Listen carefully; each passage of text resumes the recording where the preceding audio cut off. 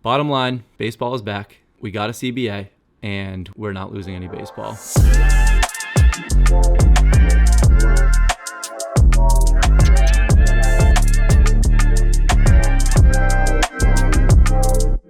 What's up, Candy fam? My name is Nate, that's David, and this is the Talking Candy podcast. Each week, we take a deep dive into the Candy MLB NFT marketplace and give you an idea of what stood out the most to us. And while David and I each have candy collections of our own, none of this is financial advice. Please do your own research. We are just here to have a good time.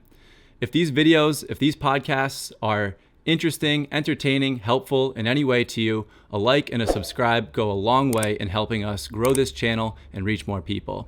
With that being said, David, it's good to have you here. How you doing? Doing good, Nate. Doing great, actually. It's been an exciting week. Yes, it has. I'm just ready to get into all of it. It's been a huge week for baseball, a week that a majority of us thought was much further away than it ended up being. And so just last week, we were talking about the CBA probably not getting done anytime soon.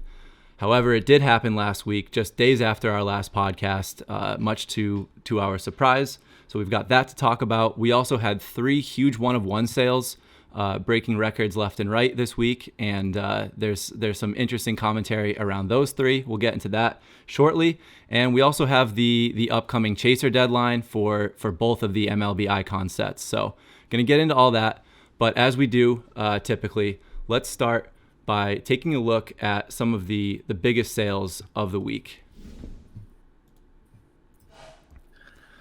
Yeah, just like any week, we've seen a lot of expensive epics change hands, and you're really good about getting those tweeted out on the Talkin' Candy Twitter account. So if anyone out there isn't already following the Talkin' Candy Twitter, you should definitely give it a follow so you can get those alerts when big sales happen. Yeah, this Twitter account has definitely become my outlet for the endless monitoring of the market. Yeah, like you said, try to get out the most interesting stuff for people to know about. So we had early on last week, we had the 30 of 30 perfect DeGrom cereal go for $2,100, which was particularly interesting because the non-perfect cereal 21 had gone for $2,000 just a few days prior to that. So that looked like a pretty good deal in comparison.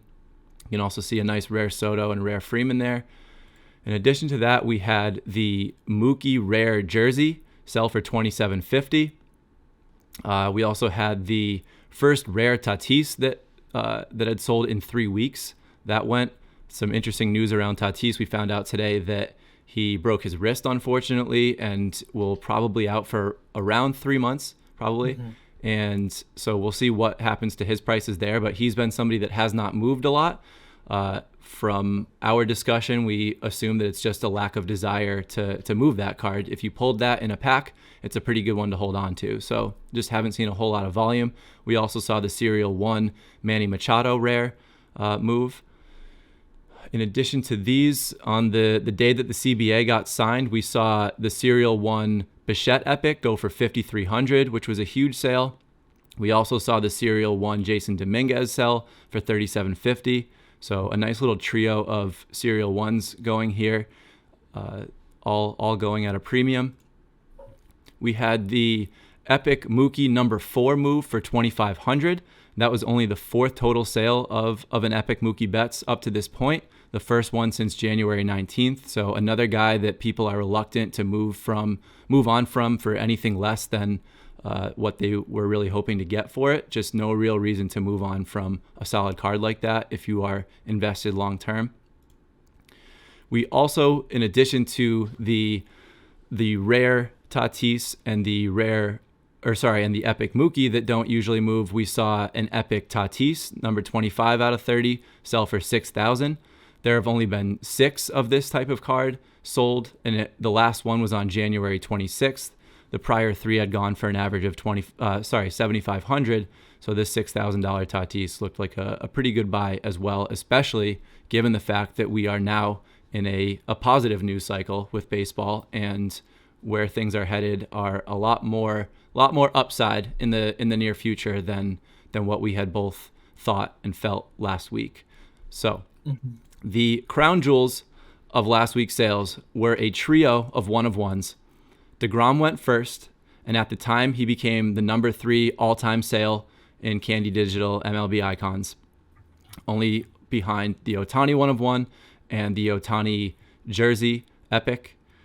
Shortly after that, just 2 days later, we saw the Brandon Crawford one of one go for 25,000, which supplanted DeGrom and became the 3 spot. So those are now currently sitting at number 3 and number 4 overall. And then a day after that, we saw the Francisco Alvarez Uncut Diamond one of one go for 9,000, which instantly became the number 1 most expensive uncut diamond sale and the 20th overall. And the biggest kicker of these 3 is that they all went to the same collection. So all 3 of these went to the same home, and they're all hanging out together. And that is pretty cool because that is a pretty significant collection. I know there's some other significant cards in that collection as well, but huge congratulations to this holder. That is a wild trio of cards to add all in the span of 4 days. So congratulations on that one. Very exciting. As you said, an incredible trio of purchases. I've made no effort to disguise the fact that I really wanted that Crawford Legendary. Could I afford it?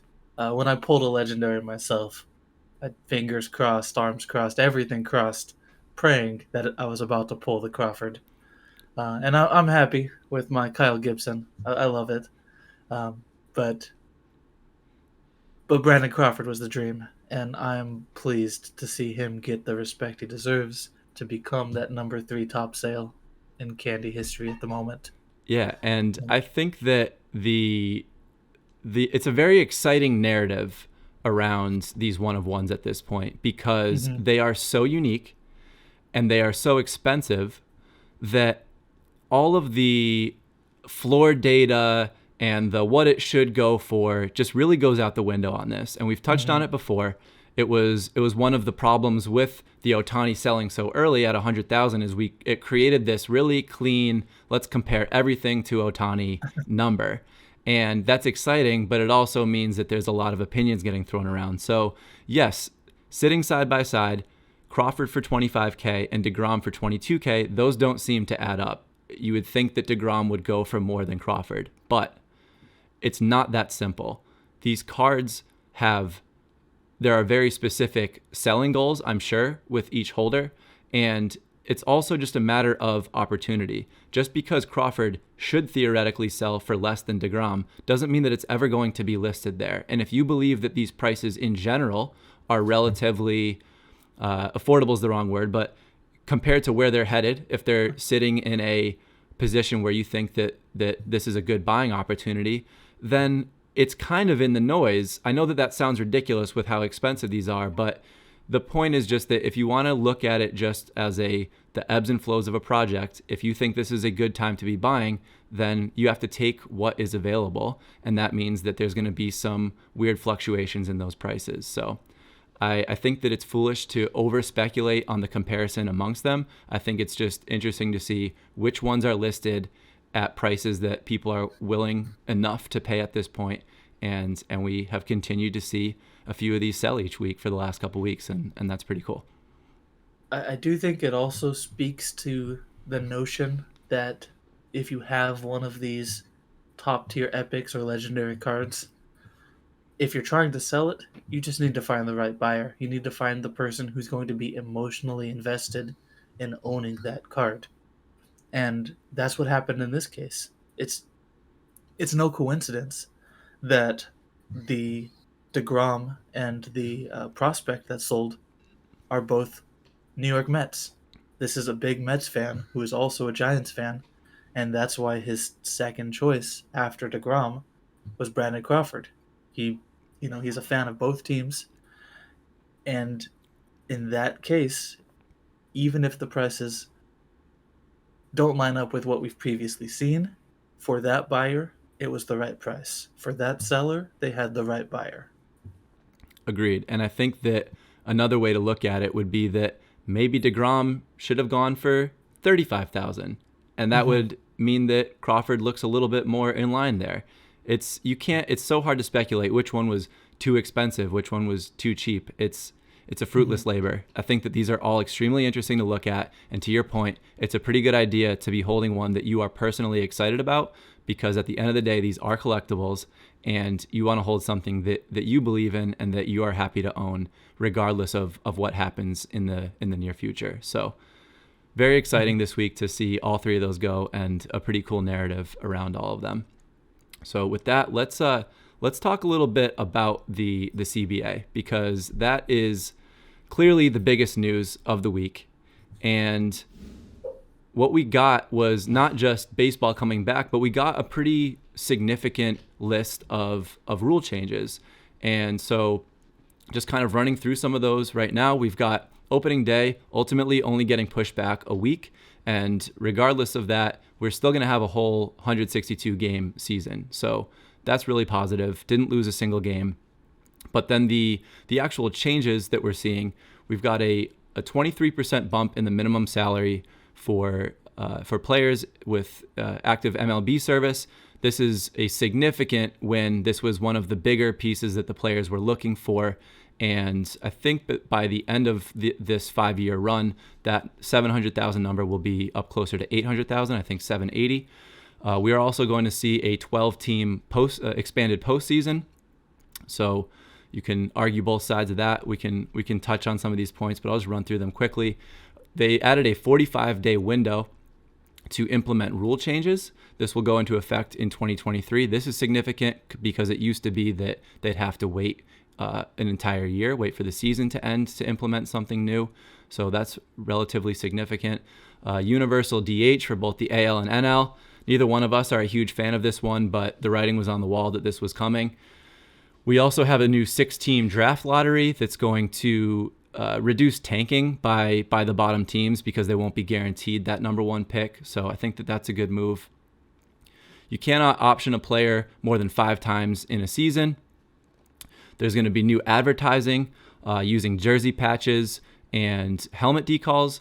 These are, I don't know how I feel about that, but all sports are headed in that direction. So I guess it is what it is. This is all about money at the end of the day for the owners. So it's not surprising.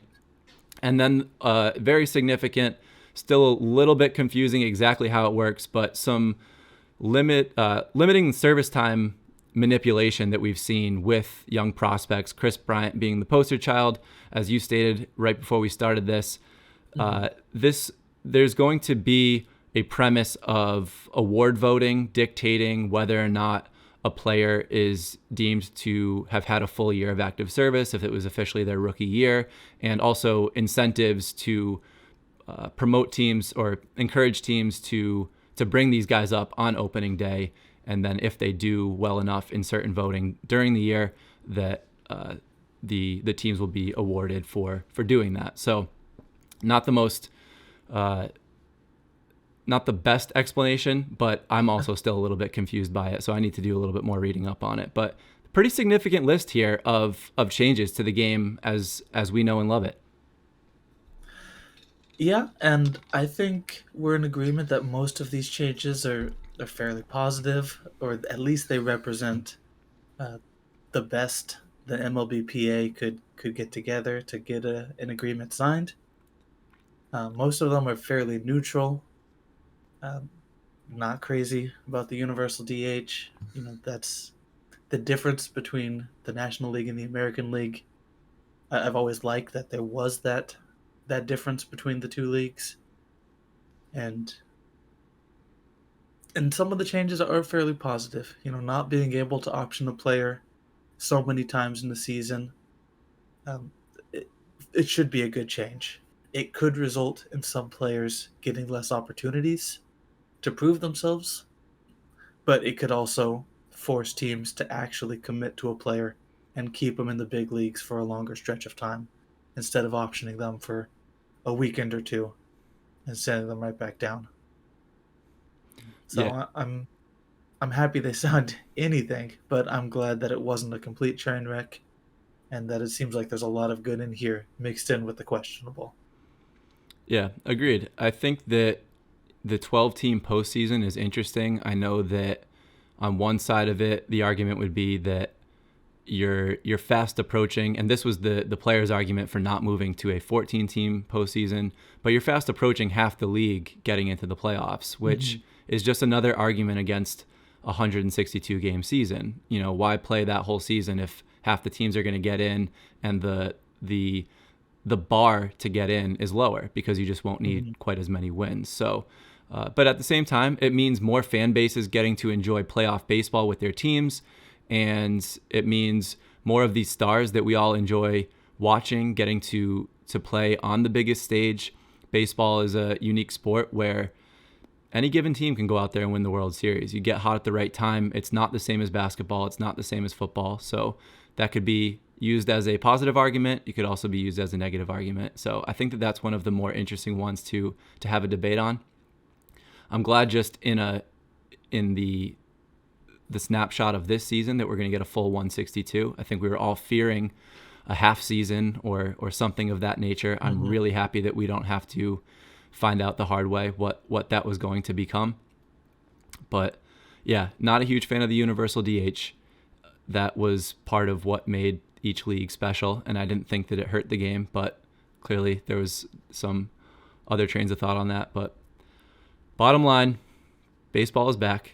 We got a CBA, and we are only going to have to wait one extra week for the season to start, and that's something we can all be grateful for. Hmm. But then it does question some of the MLB's talking points throughout these past weeks, where they were setting deadline after deadline after deadline. You know, the night before this got signed, they announced that there would not be baseball before April 13th. You know, it was the second week of games was canceled. It was done. And then the very next day, no, that's okay. Let's put it back on the table. Let's put those games back. It's fine. And so it really calls into question just how serious their deadlines were, how arbitrary they were, and just kind of the amount of faith that they had while making these negotiations. But Yeah, at least we're done with that for 5 more years. I think a lot of it is made up. I think a lot of it is that you have to address what the most likely outcome is at any given point, and so at different intervals you need to make statements because it's a big business. Mm. But yeah, I think it's all just fluff. It's all just Manfred saying what he has to say. It's the owners saying what they have to say. Same with the players. So I'm just glad that they got it done to a point where we're not losing any baseball in terms of the number of games being Mm. played. So let's talk about how this has impacted the market because it certainly has. We saw a move in the right direction for the first week in a while. And Mm. let's start with just the All-Star weekly movers here. Yeah, and immediately after the agreement was announced, we saw people who'd just been watching the market in decline for a few weeks immediately spring into action. You know, there were sales occurring the minute that it became confirmed, and people were picking up cards at prices that we might not see them at again for some time. And if we're just looking at the weekly volume, it's reflected there as well. You know, in the overall sales, uh, a handful of all stars managed to move 13 of their cards this week across the different rarities. A majority of those were cores. That's to be expected. But it wasn't just the sales increase, there was just across the board price increases on many of these players. And if we just go down the list of the All Star cores, we see that on almost all of them. Rafael Devers sold 11 cores, and we saw his price increase from 115 to 140, a 21% increase. Matt Olson only moved 10 cores, but his price changed a lot. It got down to 49, back up to 83. It's a 69% increase from one week to the next. Josh Hader, same thing. Sold 10 cores, and a 38% increase from 29 to 40. And so almost all those players that moved big cores saw a corresponding increase. The anomaly is Yusei Kikuchi, and he's been the anomaly for a couple months now. He did move 11 cores, but he actually saw a price decrease from 105 to 99. And again, all of these prices were at the time we collected our data. They might be a little bit different now. But in general, with some exceptions, prices went up this week. I'm gonna pull up the Matt Olson chart on Serial Mm-hmm. Chaser real quick here, because you and I were talking about this just a little bit ago. I think that this is really cool commentary on the intelligence of the Candy user base, because, and just baseball fans in general, right? Because it's one and the same. But you can see here that prior to the Matt Olson trade announcement that just came out today, he's going to Atlanta to join the World Series champion Braves. He has been seeing his price, his core floor, move up for the last several days now. So the cheapest sale on this run, and this was just a snipe anomaly anyway, was $37 on March 8th. And then we see a steady rise. We see a couple sales go for around 50, which he had already been going for that 50 to 60 range. But then we see these last four sales here, $70 on March 11th, $100 on March 10th for the 8 serial, so a lower serial, $78 on the 13th, and $83 also on the 13th. So these are preemptive strikes, knowing that Olson was one of the guys that was definitely going to move, didn't know to where, but there's hype around that. And so what you see in any project, any NFT project, is that the hype is where the price action occurs, and then the news is usually less exciting. And so the hype around Matt Olson led to his floor rising, and then sure enough, he got traded today, and he got traded to a pretty exciting team. So I think that the people that decided to make that move this week are feeling pretty good about it.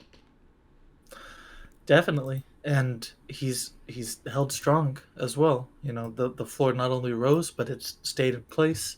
You know, it's at $87 currently as we record, and there's only two listings below 100, so someone could come and pick those two cherries, and his floor might sit at 100 for a while if no one's willing to let go of him for any less. Now that he's headed to the reigning champs, you know, it's a great place for him to land. Absolutely. So let me pull open the all-time movers for the All-Stars. We'll just look at it real quick, and then we'll go to the uncut diamond movers. Mm-hmm. There's Kikuchi still at the top. Yeah, he actually held his ground pretty good this week with those 11 core sales that he made himself. So Juan Soto didn't gain any ground on him this time. But when you look at that overall list, uh, 1 through 7 pretty much stayed the same, at least in the same order. Trey Turner moved up a couple spots after a good week, and Acuna and Hendricks both cracking the list at the bottom there. But I think that Acuna is a really interesting one, and I'm intrigued to see. I've been intrigued by Acuna from the beginning, because obviously he's that guy in the top 6 that has been number 6, even though if he was not injured, he'd probably be closer to that Ohtani Trout tier, in my opinion. So obviously the injury is significant. Now with Tatis breaking his wrist and being out for the first 3 months of the season, I'm interested to see what the price action is on that top 6. And with a guy like Acuna, does Tatis move down into that type of pricing because we've already determined what to do with an injured player? Obviously, Tatis is a broken wrist. Hopefully he heals that, comes back. Not the same as an ACL tear, but we haven't endured injuries yet. We've just been in an off season here. So it's important to remember that this is not in a vacuum. One of the most volatile parts about having a project that is connected to human being baseball players is that they can get hurt. Unlike Pikachu or a bored ape, those guys cannot tear their ACLs. They cannot break their wrists. They're going to be just fine as the art that they are. Hmm. But seeing what happens with the prices of Tatis, who has also been one of the least liquid cards that we've seen in the project. We spoke on it just a little bit ago with some of the top sales. Does that change? Do people get worried, the holders of Tatis? Do they get worried and decide to move some of those cards and have more action than we've seen historically up to this point? So I think that that's an intriguing watch to see what happens over the next couple weeks. Right. And if, if Acuna should belong in the top two, top three with Trout and Otani, then that means he's seeing about a 30-40% decrease on where his price should be. If Tatis has a similar action, that could push him down into the low 300s, high 200s if the price follows suit. And it may or may not. It's going to depend on how accurate that 3 month figure was on his recovery, and could go a lot of different ways. But it is one to look into. It's one to pay attention to the next few months. Well, you heard it here first. I'm calling that Acuna is going to have the biggest price movement in that top six once we get a season. So probably not the hottest take, but I'm excited about Acuna. It's pretty exciting. It remains to be seen how ready he's going to be and how deep into the season we're going to get before he's playing at his peak. But hopefully not too long. And he benefits from the universal DH rule change. So True. He could see some action earlier, get those swings in, without having to risk as much to his recovery. all right, let's take a look at the uncut diamonds, the weekly movers.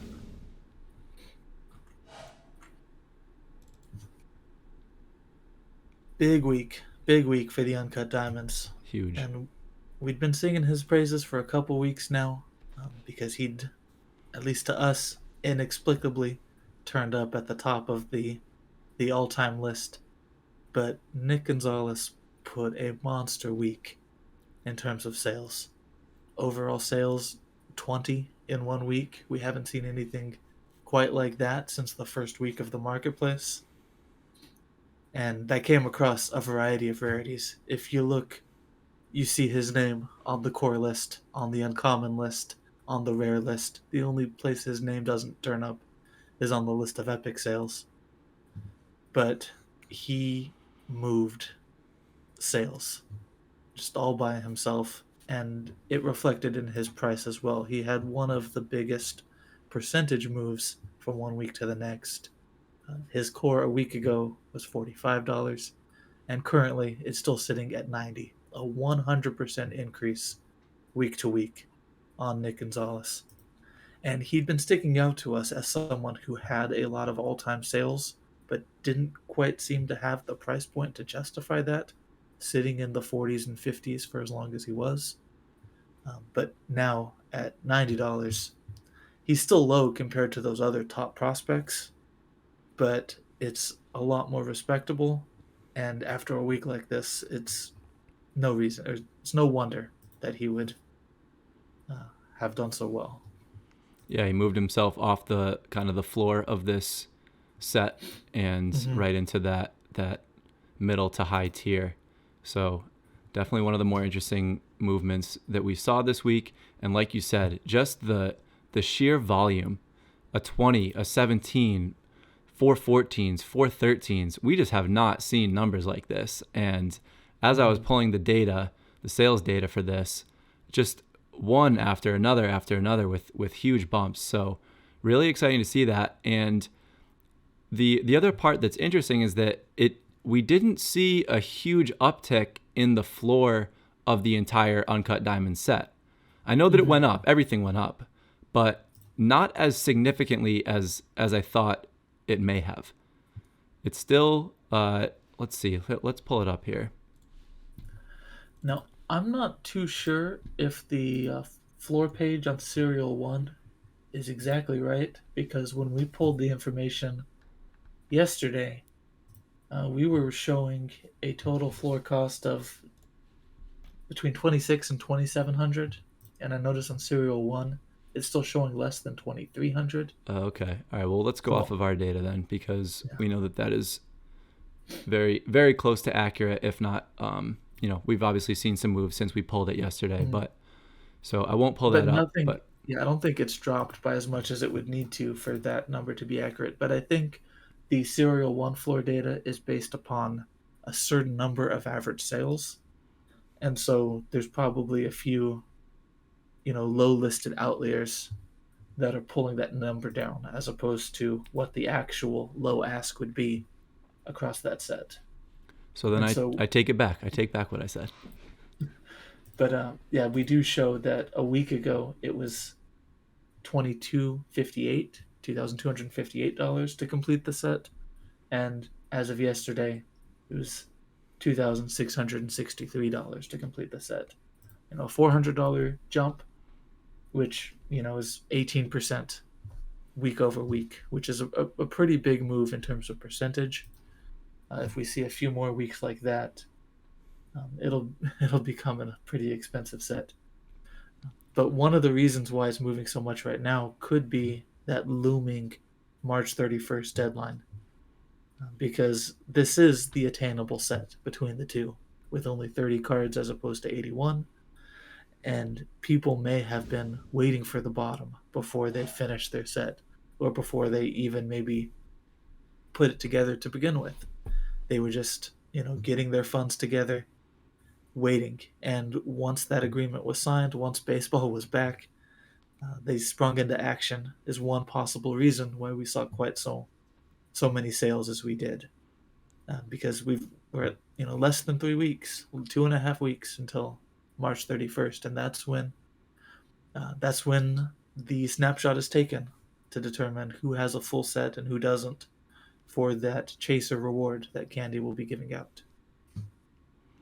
Yeah, we're kind of in the middle of a confirmation bounce right now, where if you were deciding to be patient and just kind of wait out this slow bleed of a dip, that we now got the news that we were all waiting for, and we didn't know if we were going to get it in March or April or May. And now that we got it and we've seen things kind of pick back up a little bit, there's revitalized excitement. The whole vibe in the Discord has changed, which has been nice to see. There were Mm-hmm. some tough days in there where we all had some cumulative frustration, but yeah, we're getting that influx of interest and excitement that things are now headed back in the right direction.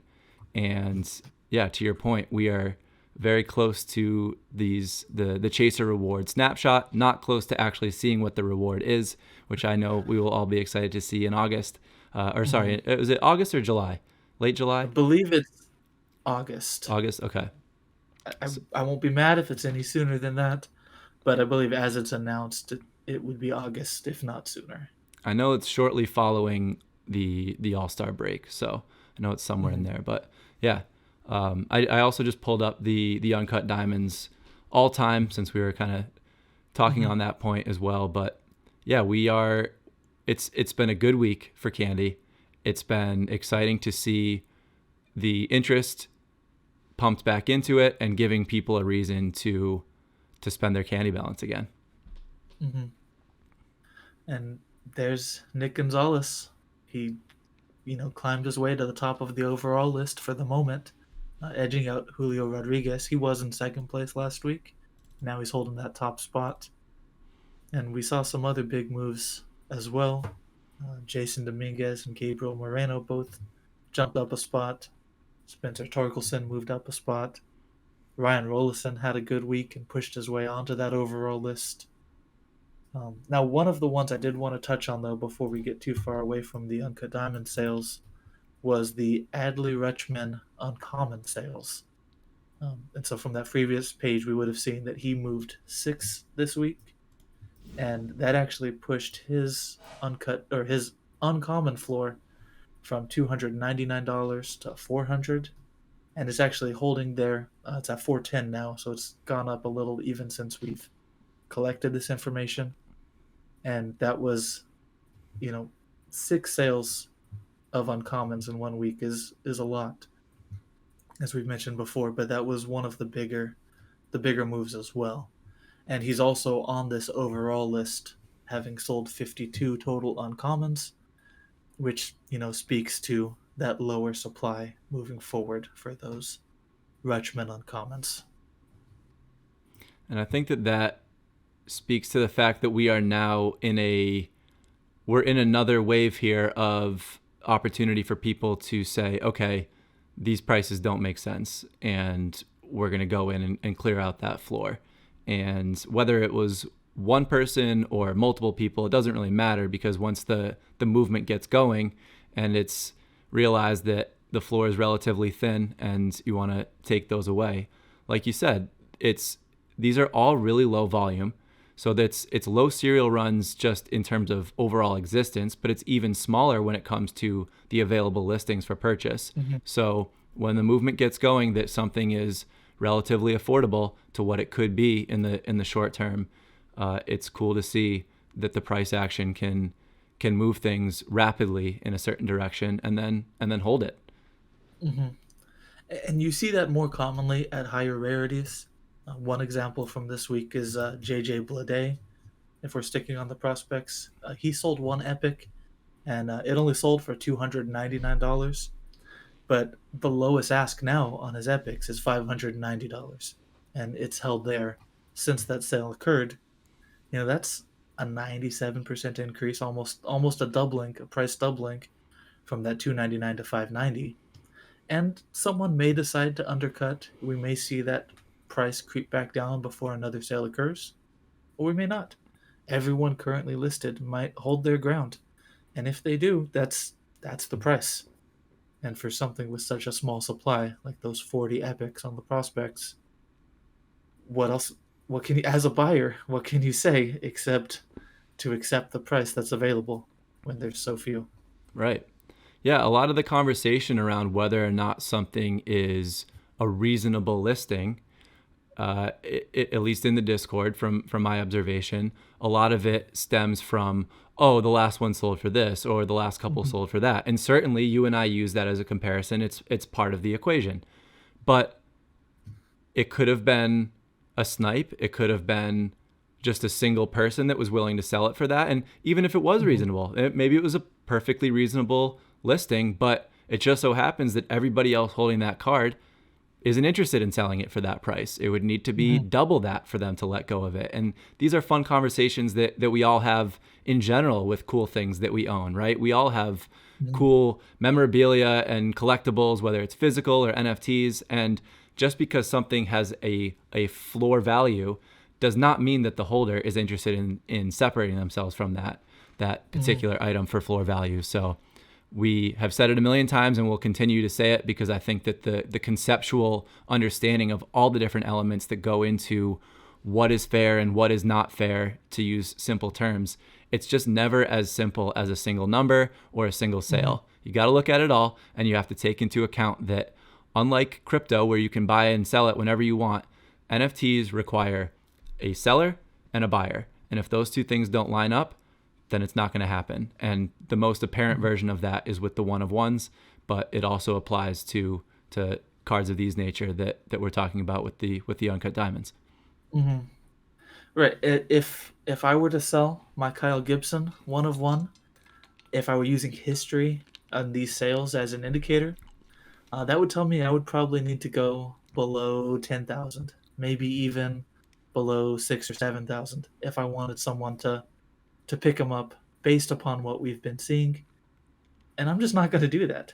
If you want Kyle Gibson's one of one, I've got it listed for $100,001. If that interests you, and if not, well, okay, he's mine. Mm-hmm. I love owning him. I love him in my collection. I pull it up, I look at it, and that's that's the price right now. I may go down at some point. I may go up, but for that one of one, that's the price. And you're going to see that with any of these one of ones.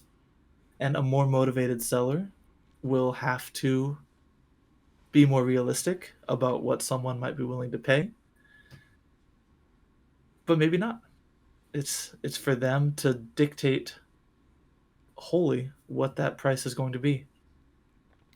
Yeah, and to that point, somebody today in the Discord they posed the question. I didn't see the whole communication, but you were part of it, so you'll probably know what I'm talking about. But there was a conversation around, what are you here for? Are you here for short-term profit, long-term profit, collectability?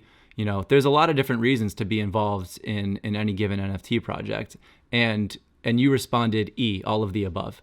And I like Mm-hmm. that, because I'm the same.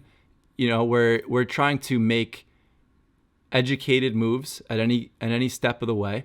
And so while, yeah, it sounds cool to be able to sell a one of one for X amount of dollars, it's also at the same time something that you're really excited to be holding, and that you were Mm-hmm. excited to have pulled from a $50 pack. And you're not in any immediate you don't have any immediate goal to sell that thing just because you pulled it. So there's a lot of different emotions that go into any given decision that a collector is making with a card that they're holding. And Mm-hmm. so all those different human elements go into it, and that's what makes things like this so interesting to me.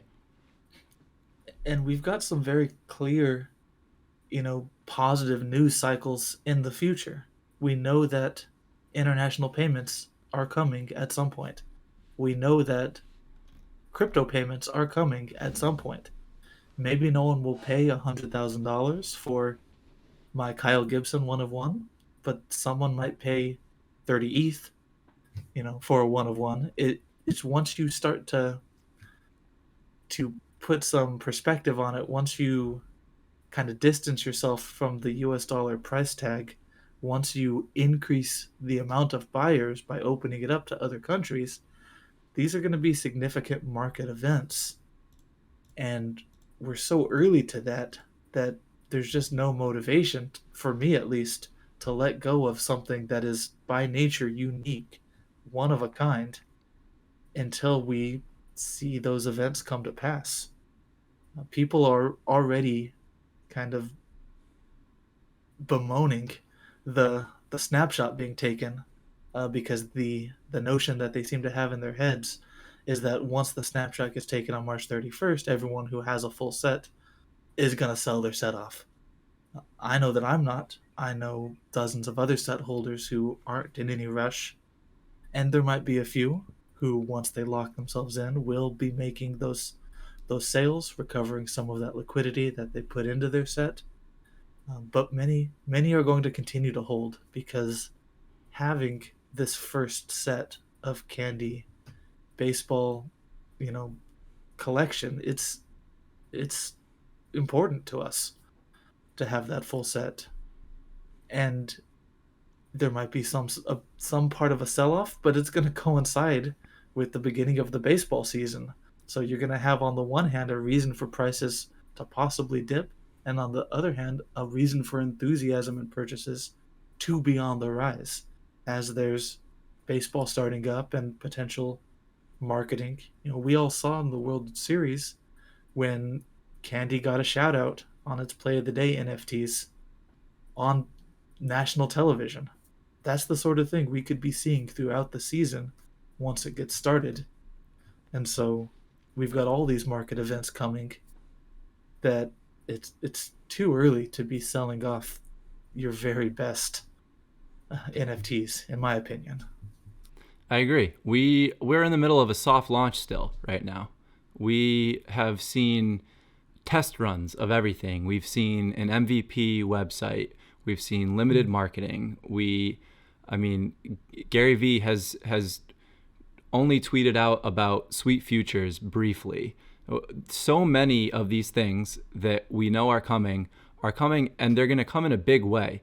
This is a new company that has wanted to make sure that it's got its ducks in a row before bringing in a huge user base. And now we're at the point where you have to imagine that the execution on bringing in those new users is right around the corner and is in line with this baseball season. So Mm-hmm. we're at a hugely exciting moment. Up until a week ago, we didn't know if this could be bad for 3 or 4 more months, but now we know that it's not, which means that the positive news is right around the corner. reasonable. And Usman just did a Twitter Spaces with the VDAO.eth. I think his name was Jeremy. They were talking about, just teasing the fact that these new packs are coming. Guys like Bryce Harper, guys like Brett Phillips, they're not going to release new packs without marketing that new release. So that is going to bring new people in. Those ads that you saw in the World Series are going to be part of regular season games, you have to imagine. Pushing more stuff on Fanatics, pushing more stuff on the MLB website, the MLB The Show video game, streamers that stream the MLB. There's so many different avenues for promotion, and we now finally have the baseball season that all of those things are based around. Right. So this is feeling like a last moment to buy up those couple cards that you were waiting out on. And I agree with you. This is not when I would be selling my most valuable stuff. This is when I'd be really excited to see where those cards are 2, 3, 6 months from now. Mm-hmm. And like Matt Olson having a big news week, going to the Braves, we're already seeing Jesse Winker from the Cincinnati Reds is on his way to the Seattle Mariners. And these types of news events can move individual players, can cause market effects. Since the news about Jesse Winker has broken, I've already seen multiple listings come in above the current floor. His current floor was 58 earlier today, and I've seen listings coming in at 75, 85. People who are getting ready to sell, but they're not even listing at or below the floor. They're listing in anticipation of a price move above it. And so we're going to see players being signed, players being traded. We're going to see players having fantastic months, hitting 10 home runs in a month. And we're going to see what that does to their values throughout the season. And we're going to see new players who weren't part of last year's All-Star team getting their chance to shine. There's so much that's going to be happening each and every week. And I think that there are few things as exciting in that same conversation as the fact that Candy just put out a survey regarding Candy Fantasy Baseball. So as has been hinted at, there is going to be some type of gamification that occurs with these cards. There's going to be some type of fantasy baseball element. What it looks like, we have no idea. We can only speculate. The questions on the survey, which I recommend everybody go take a look at and help them out with that, they're relatively generic questions regarding some of the higher level rule options that you're faced with when it comes to designing a fantasy baseball game. But the bottom line is that it's coming, which means that there are going to be reasons to own certain cards versus others.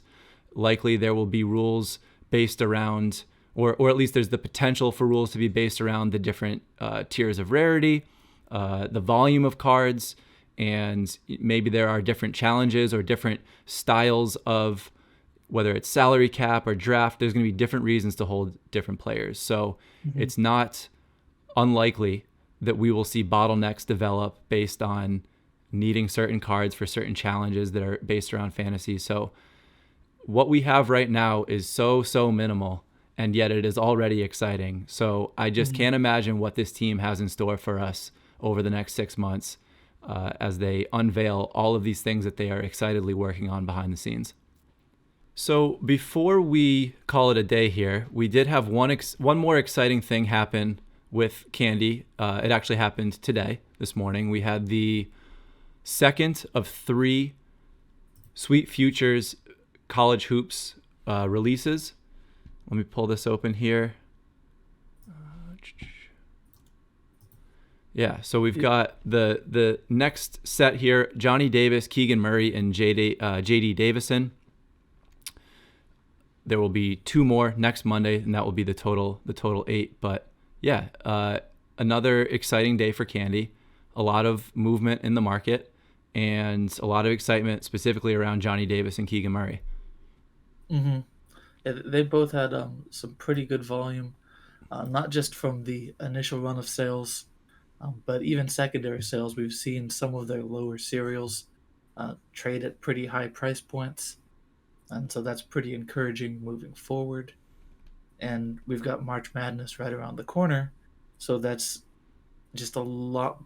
That's a big reason for people to stay excited about college basketball, because they'll be seeing these players specifically have an opportunity to really shine on such a big stage. Duren plays for Memphis, which they'll be in the tournament. I don't know if Bryce McGowan's will be in the tournament. Blake Wesley will be in the tournament. And Chet Holmgren, who is the highly anticipated for next week, he will be in the tournament. So yeah, it's hopefully a good market event for the project in general, and just excitement around college basketball. I think that this is just really exciting. I get excited for the NCAA tournament every year because I think it's just a great spectacle of sport. Always has been. The first day of the tournament, that Thursday, Friday, it's just as good as it gets. But I think this is a particularly special year where we've got these student athletes with the ability to monetize their likeness. Finally, they've been taken advantage of for a long time, and the people at the top have gotten really rich off of these kids playing sports that don't see a dollar of it. And I think it's really cool to have this be part of the whole equation, where these young athletes that are going to go on to do amazing things are able to have these cool collectibles at this very early stage of their basketball careers. And especially for, like, as you mentioned, Chet, being such a top player on such a top team, we'll be seeing a lot of him. Playing for Gonzaga, they've got odds to go all the way. And so we'll be seeing him potentially into the final round if they have the type of performance people are expecting out of them. Absolutely. And yeah, so just a quick reminder that the cores, it's a open mint, and you'll have until Thursday night to pick those up, while the legendaries are an auction on Bitsky. Those are one of ones. And the rares and the epics are both limited mints. Those are out of 100 for the epic and out of 300 for the rares. So a nice combination of all the different styles of NFT launches, a little something for everybody. And again, just really cool art. Love what the graphics team did with these. And you and I each picked up a few of these today as well. So cool product. Excited for the tournament to start. And I think that pretty much does it. Well, for anyone else who is excited about the tournament as well, we do have a community-hosted bracket. And so Chuck Butter, you can see him in the Hoops Bracket events channel. He posted a link to the Yahoo Fantasy Sports Tournament, free to enter. You just log in, put your bracket together. And so this episode will be coming out on March 15th. So you'll have a couple days left to get your bracket in to participate, because as a community, we're excited about these players and about Candy's participation with these student athletes. And filling out brackets is fun. So head on over on the Discord and check that out while you still got time. I will have a bracket. David will have a bracket. Looking forward to seeing how poorly it does. I know that I will not win. I never do. I picked so many upsets already. I've got no chance. So hopefully we'll have a bunch of you joining us on that. But with that, that's all we got. We are out of ammo, and it's been a lot of fun. We appreciate you guys being here. I'm Nate. That's David. This is the Talking Candy podcast, and we will see you in the next one.